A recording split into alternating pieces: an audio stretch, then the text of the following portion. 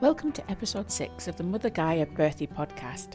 Today I'm chatting with Jen Tapson, an NCT feeding peer supporter, about all things newborn feeding, breastfeeding benefits, pace feeding using a bottle, and practical advice for new parents. Now I have to admit, we got so caught up in conversation that I forgot to do a proper introduction, so we're picking up right where Jen is sharing how she became an NCT peer supporter. Let's dive into this insightful discussion.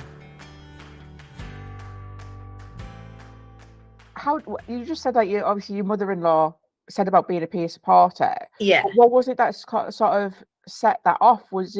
Did you have issues yourself with like any feeding, or was there something going? Was there something that sort of set that off into motion to start with? Yeah, I think, to be honest, because I obviously do the hypnobirthing and antenatal education, I love bringing information to pregnant people. I'm also a primary teacher. I've been a teacher for like 15 years. So that teaching and learning is obviously I find that fascinating. And I've got 2 children. So my son is nearly 8 and my daughter's nearly 4. And I was the first of my friends to have a baby. A couple, I've work friends had kids. They hadn't breastfed for like a really, really long time. So past the first few weeks, which I was all right with, I didn't really have anyone to ask. My sister-in-law had breastfed, but there wasn't like the village we just spoke about, of people I could turn to. So I remember being a bit like, oh God, and people are so lovely and well-meaning, and they're like, oh, it's the most natural thing in the world. I'm like, yeah, but it's not the easiest. And for me, with him, it was like the psychological side of it. Like, oh my gosh, he relies on me for this, and no one else can do this, and it was just like a bit of a shock to the system, to be honest. And then I had my daughter in lockdown, and I kind of thought, well, I'm not really getting any support. I wonder if it's, because I'm a second-time mum. I wonder if it's lockdown. Well, I since found out that in my local area, so I'm in Medway in Kent, there's this organisation called Beside You, who I'm trained under. I work for them. And they were there the whole time. And I never knew that, and no one ever told me. Because with my daughter, obviously psychologically, I knew what was up. I knew what it was going to be like. But physically, I had a bit of pain and a bit of discomfort. And again, you hear lots of, it should never hurt. Well, yeah, sometimes it does. And I just, I didn't know where to turn, basically. Yeah. I feel all the feels with that one. I've got three myself, breastfed all 3 of them, and oh my God, am I glad I'm not doing it anymore. Like it's that thing of, it's amazing, it's wonderful, and those times where you can just chill out and gaze lovingly into their eyes, and then there's other days where they're chomping on you, or they're pulling at you, or you're just like, I'm going to throw this baby across the room because they're doing my head in. Do you know what it is for me? Whenever we get a bit of hot weather, and it's sticky. God bless those pregnant and breastfeeding people. I did a post on it the other day on my Instagram about little tips and tricks to keep you a little bit cooler, because whenever it's really hot and I'm moaning, I'm like, you know what? I'm not feeding a baby. I'm not growing a baby. I shouldn't be moaning. No, absolutely. So what is it that you do for peer support? Because obviously we've already said that you're not like a lactation consultant. You're not there to sort of help people latch on and things like that. But I can't diagnose, a bit like my hypnobirthing gig. I can't diagnose and I can't give medical information. I can give support. I can give verified advice, basically. So I'm NCT trained. I did weeks of training. Before that, I'd done more than maybe 6 months of observation, where I just literally would go to a peer support session in my local area. And sometimes it'd be a Hello Baby antenatal course, which covers all the basics of, pregnancy, newborns, feeding. And other times it would be like a mum would turn up, 4 weeks after birth, or sometimes several months after birth, because they had hit a bump in the road, basically. So when you said about, positioning and attachment, we are trained in that. And actually, that's probably one of the things that we speak about most in those peer support sessions. Sometimes someone will come back and it's like a little tweak. It's like, oh, do you see how they're turned in that way? Well, if you bring them into you, and they're like, oh, that feels so much better. So we are trained in the positioning and attachment. But if there was, concerns around a tongue tie or weight gain, then we'd refer them back to clinic, basically, because they need more help than we are trained to give, if that makes sense. But obviously you understand what the signs and symptoms of them are, and you can say, look, I think you need to go back. There might be something, it could be a tongue tie, it could be this, it could be something else. You need to go back and do this. But you maybe it's already in your head think, well, actually, I think it could be this, and I definitely can't help with that. And you do need to go over there. So let's just gently guide you. Yeah. And sometimes people turn up with a problem, and if you just let them talk, they kind of talk their way around the problem, find a solution and go, oh, do you know, I'm feeling so much better. And it can sometimes it'll be like a throwaway comment from someone, or their friend's baby was doing something different, and it's just got in their head. And they're like, well, my baby's not feeding properly. They're not getting enough milk.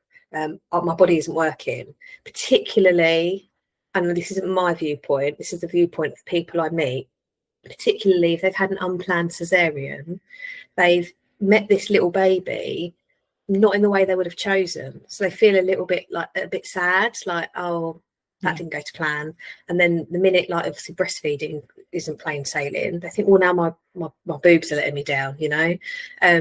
So it's really emotional time for people, and I think that's what I can relate to. I remember being like all over the shop when I had both of mine. Slightly calmer with my daughter, she was my second, but with my son, my goodness. And again, it's all the well-meaning people, and they do mean well, and they do want the best for you, but sometimes they just do or say something and it just sends you off into a spin. I remember with my first, when we had I think it was the first health visitor who came, because obviously you get so many midwife and then you get the health visitor comes, and she said, so how much is he drinking? And I'm like, well, I don't know, I'm breastfeeding. And she's like, well, why don't you know? I was like, well, because I don't have like ounces written on it. Like, I literally couldn't tell you how much he's eating.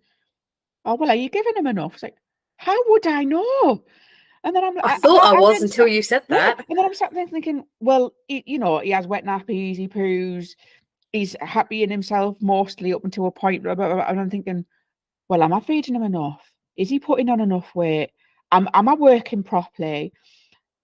And it gets in your head. I mean, I was quite lucky because it didn't last that long, because it's quite a funny story, to be honest with you. The bairn had slept for like an extra hour or something than what he normally does. My partner had walked in the room and I was literally leaked all over. I was covered. I was like, yeah, I'm producing enough. If I can't go an hour and I'm literally sogging wet, I'm pretty sure I'll be all right, you know? I said that to my friend recently. She's got a young one. I said, you'll get to a point where they miraculously sleep through the night unexpectedly, and then your joy turns to, oh no, because you'll be absolutely covered where they've not been used during the night. Yeah. You can't get up because you can't roll over because you're so heavy. You're like, oh, No. See, I love it. I really love it. I get my baby fixed at these sessions. I talk about pregnancy and birth all the time. When I think of those logistics, like you've just said, of getting out of bed after you've leaked, like, oh, it's a lot. Yeah, it's that thing as well. You don't realize as well when you're going through it and the stuff that you're doing. And you're just getting on with it. And then when you have that chance to look back on it and you go, oh God, how did I do that? Why did I do that? Well, funnily enough, I was thinking recently about when I had my son. So another thing that people well, you know, they mention a lot in the antenatal course we offer. This is all free, by the way, free antenatal course, free peer support. I only mention that because at the start you said, you know, I'm not a lactation consultant, and lactation consultants they charge. So again, I know not all do, but if you're in an area where you have to pay X amount, then that's support that's not available to you, which is why I love our organisation. But something that mums drop in almost like sheepishly. They'll be like, so pumping. So we'll talk about, you know, breast pumps and safe storage of milk and all that. Just because it's my friend's, I say, look, no judgment here. I said, I went on a hen do to Madrid when my son was 4 months old. I said, and if it hadn't been one of my best friends, I wouldn't have gone. I said, but I really wanted to try. And then I look back on that, you know, in Madrid, pumping in bars and restaurants every 3 hours. I'm like, oh my gosh, my mother-in-law, love her to pieces. She said to me, you know, you might find these a little bit fussy when you get back, where, you know, your supply might dip. But I pumped like clockwork. So when I did come home, I put him straight on, and he didn't even miss a beat. Like, it was just carried on. And then apparently she said to me, because she lectured for a while, she's like, I talk about you in lectures. I was like, pardon? She's like, no, because you were able to go away from the baby and sustain your milk supply. Yeah. It did mean, you know, like sitting on a horrible toilet in Gatwick on the you know, the morning we flew out. And my friend, actually, who didn't have children at the time, she said to me, no, you don't do that. She said, you use your pump like your baby's here. She said, you wouldn't feed him in the toilet. She said, wherever we are, you just pump where we are. And then by the end of that is such a good recommendation. She's a trooper. She was a gold star. Yeah, and then, but it kind of, because I didn't have that confidence, you know, he was only 4 months. It took her saying that to me to be like, oh yeah, no, you're right. So by the end of, like, you know, the hen weekend, I was just sat in sports bars, like trying to cover up with my pump. But yeah, it did mean, obviously, you know, leaving a flamenco dancing lesson halfway through. And I speak a little bit of Spanish, not a lot, but there was kind of like a hustle and bustle around me. I was sat in the women's changing rooms because it was like a gym complex where we're having this dance lesson, and there's like all this noise around me. And I was like, oh my gosh, is there like a fire alarm? I can't hear what's going on. And a woman just leant over me and went, ah, and she said something in Spanish. And I looked at her and I wondered what the noise was. I was like, oh, okay. But even then, like, my 2 friends I was sharing a room with, I was like, I'm so sorry, girl. I bought them earplugs. I was like, I bought you earplugs because I'm going to be pumping. And they were like, honestly, it's quite soothing. So they were like treating it like white noise. Yeah, fair enough. I mean, like, that was probably one of the only things that I found with, like, because I tried a few different ones over the years, and I got one, and it was it's like, what is this? It's like a robot giving it what for? Like, what? Yeah. So yeah, I do. Yeah, I get that. I do get that. And what do you do about, because obviously we have talked about a lot about like breastfeeding and pumping and things about around that, but what about the women who either can't or choose not to breastfeed? How do you support them? I was going to be really mean then say we don't. No, of course we do. We always cover, you know, basically follow their lead. You know, we'll start by saying, have you got any thoughts? And this happens in my personal life as well. Like, when my friends are pregnant, because I've had 2 kids, I think I was the first to have 2 in our group, they were like, you know, talk to me about feeding and stuff. And it's always, what do you think you'd like to do? How do you think you'd like to feed? Because, you know, we don't know people's pasts. Yeah. You know, I see it in pregnancy and antenatal care a lot. Like, someone's past could really affect the way they need to be cared for in labour. And the same with breastfeeding. So if someone's got something in their past that means that breastfeeding would be too uncomfortable and too upsetting, then we talk about bottle feeding and safe use of formula and paste feeding. And it's the same like with my close circle, you know, well, what do you want to do? Well, I don't know about breastfeeding. And sometimes, to be honest, you know, we share the information about the benefits of breastfeeding. They go, oh my goodness, I never knew that. I think I'd like to try. Yeah. The same, like when I meet pregnant people at antenatal courses, I say, oh, so who do you think you'd like with you for your birth? And they reel off a list of like 11 or 12 people. When I start talking about the role of privacy and hormones in labour, sometimes by the end it's, oh no, actually, I think I'll just have my partner. You know, sometimes a little bit of information allows us to make a decision that we're like a bit happier with. Yeah, absolutely. I think as well, like I speak generally, and some of you rock stars won't be, but like, I am a people pleaser. So, you know, if this person wanted to be at my birth, if this person wanted to give a bottle, if this person told me, you know, breastfeeders, would I be really like sensitive to it and just go along with it? Because actually, even if you're bottle feeding, limiting that feed to you and your partner or whoever your immediate support system is, it allows, obviously, bonding. It's a very special time, however you're feeding your baby, but it also allows consistency. For your baby, you know, whether they're breastfeeding or bottle feeding, they're learning that for the first time. And if they've only got to learn it from 1 or 2 people in a very calm, very familiar environment, then that's going to be really beneficial. Yeah. And actually, what I say to people who are like, oh, you know, the thing is, you know, if we use a bottle, anyone can give it. I say, yeah, that's true. But, you know, the research now suggests that paste bottle feeding is most beneficial. And if you're not comfortable saying to your auntie or mother-in-law that she's holding the bottle wrong, and I normally get a, then maybe don't let them give a bottle. Yeah, absolutely. You were just saying about paste bottle feeding. It's something I've not heard of. Yeah. So what is it? How does that work? So if I I haven't got a bottle here. I've got a boob and a baby, but not a bottle. If we imagine then that my pen case is a milk bottle, so back in the day, like when we were kids probably, and even now, some people, you see the bottle's upright, the baby's here, glug, glug, glug, glug, glug, glug, glug, okay? Yeah. By holding it level, the teat will only half fill, and it enables the baby to come on and off the bottle. So basically, they're able to mimic the feeding habits of a breastfed baby, because we know breastfed babies can't be overfed. Okay. Yep. But bottle-fed babies can. Yeah. So by holding the bottle level, the baby's able to come off, go back, come off, go back, and it's quite a healthy habit for them to have. Yeah. So we tend to discourage people from this glug glug glug feeding. Yeah. And also, you know, if you are using formula, for example, the information on the back is just a guide. Like, every baby's different. Absolutely. So because it says, you know, X amount of ounces, I don't know, so I haven't used it in a very long time. X amount of ounces in a 24-hour period, that's on average. You know, if your baby has a bit and comes away, then we say don't force the feed. Mm-hmm. The same way, like if you were breastfeeding, you would be like, no, I've got to 20 minutes, come back. You know, you just follow their needs, basically, follow their cues.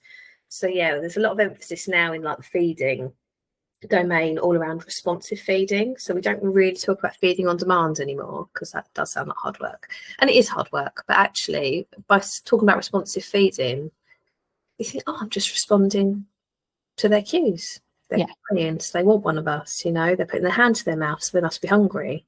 So just feeding them little and often, really. Yeah. Jen and I found it really, really easy to talk to each other, and we kept forgetting that we were actually recording a podcast. At this point in the discussion, we took a little bit of a detour, and we fell into a fascinating rabbit hole about lotus births and the incredible connection between a child's immune system and their early experiences. It's always amazing how one topic can lead to another when talking about these beautiful, intricate processes. But now let's get back on track and pick up where we left off, talking about how truly incredible breast milk is for a baby's immune system. The way it adapts to meet a baby's changing needs is just remarkable. Let's get back to it. My daughter's had chickenpox recently, and I fed her for 13 months. And she, honestly, I've never seen chickenpox like it. Absolutely covered. She had so many on her nose. Have you ever seen Labyrinth? Yeah. Her nose looked like Hoggle from Labyrinth, like really bulbous and like misshapen. Yeah. Bless her heart. Oh. And I was a bit like, you know, to myself thinking, I fed this child for 13 months and she's riddled. But then after 3 days of her being a bit snotty and a bit lethargic, she just snapped out of it. But she still, bless her heart, she still looked dreadful. Yeah. But I was like, the fact that she only felt unwell for 3 days, despite having the virus really quite severely, I was like, oh, maybe it did do something. And my son, I fed him like exclusively for about 7 months, and then partially up to about 9 months or so. And he said to me once, I never really get ill. Yeah. And I was like, no, if he has a cold, he's kind of over it in a couple of days. And then we spoke about breastfeeding and the protection it gives. And like both of my children have come to peer support sessions with me. So like they're all for it. I'll be amazed if at least one of them isn't doing what I do in years to come. Well, I mean, even my eldest one, even though he's got other bits and pieces going on, I mean, I did breastfeed him. Hang on. They've all been somewhere between 18 months to 2 years, all three of them. So I've basically been breastfeeding for the past 6 years straight. Oh my gosh. I stopped 4 months ago. How did you find stopping? The most heroic, amazing relief I think I've ever felt, because I got to the point where I went, I'm not doing this anymore. Yeah. I got to the end of my time. I mean, I love doing it, and I mean, there was ups and downs like everything is, but when I got to the end, I was like, no, I've got to the end now. I'm done. Been there, done that, got a t-shirt. But my eldest, I mean, I did breastfeed him. I'm sure he was well over 18 months. Obviously, like, he was eating other stuff by that point, but he got COVID, and the only reason we knew was because he was going in for an operation, and they did a COVID test on him, and they went, oh, he's tested positive for COVID. And I was literally in the middle of the park trying to get him down off a 6-foot blooming climbing frame, and this was when he was 3. And I'm like, dude, come down. And he's like, no, I'm fine. I'm like, yeah, apparently you've got COVID. We need to take you home. So Have yeah. you heard the research around breastfeeding mothers with COVID? No, go on. So my lovely friend, I've got a friend, she's called Lena, and she's a lady I work with. She just devours research like this and passes it on to us, which we're grateful for. Yeah. But apparently, research was done on like 100,000, it was thousands and thousands anyway, of breastfeeding mothers who had COVID. And they found that within 40 minutes, their breast milk contained COVID antibodies, and those antibodies were present in the milk for another 10 months. It honestly doesn't surprise me. I mean, it's amazing, but it doesn't surprise me. Yeah. Oh, I just think that it was the how quick it was and how long it lasted. That's something I didn't realise. I was like, wow, that's amazing. So when I was pregnant with my littlest, I was very, very early pregnant with him. You're talking maybe about 6 weeks. I hadn't even told anybody. Only my partner knew that I was pregnant. And I got COVID. And I was still breastfeeding my middle child. And I was really, really ill with it. At one point, my mum had come in to come and get the boys from us because I couldn't get out of bed. I couldn't breathe. I was literally laid in bed with my, at the time, not quite 2-year-old, breastfeeding off of us. And she came in to get the bed and went, you can't look after him and be like this. She wanted to call an ambulance for me. She thought I was that bad.